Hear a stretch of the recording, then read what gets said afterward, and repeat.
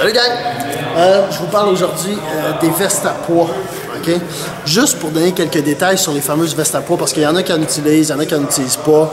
Puis, je vais juste préciser leur utilité. Okay?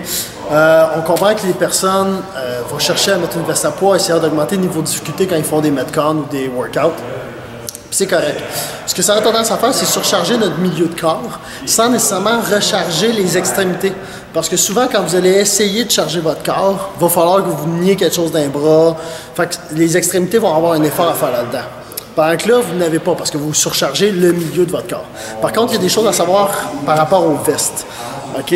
Pour surcharger, pour des workouts que vous vouliez rajouter de la charge, vous êtes quelqu'un qui est particulièrement léger, facile dans les mouvements de gymnastique, facile dans tout ce qui est course, puis vous voulez justement augmenter le niveau de difficulté de l'exercice, ou ce que dans le Metcon, il y a plein de courses, plein de mouvements de gymnastique relativement légers, parce que vous êtes toujours extrêmement bon, la ceinture peut être une très bonne idée pour augmenter ce niveau de difficulté-là, au lieu de toujours essayer de battre un temps, ce qui à un moment donné, pas ce qu'on recherche, ou ce qu'on veut surcharger le corps.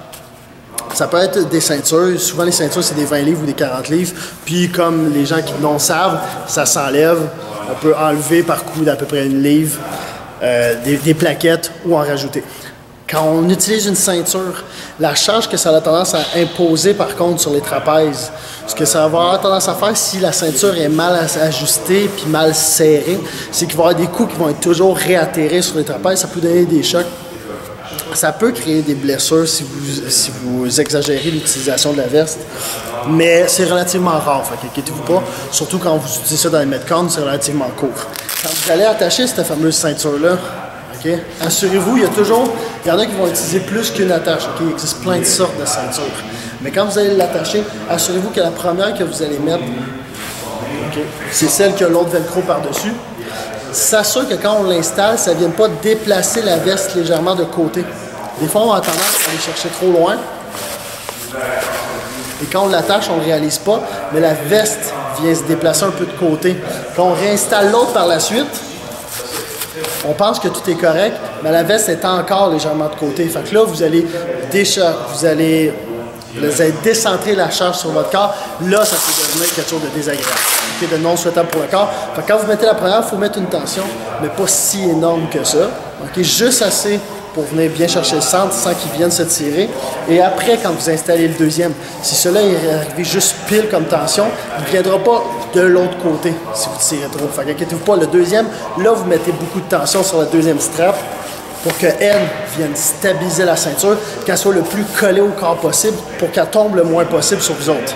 Dernier détail à savoir, c'est sûr que quand vous utilisez une ceinture, ça a tendance à nuire à l'ouverture de votre cage thoracique pour la respiration.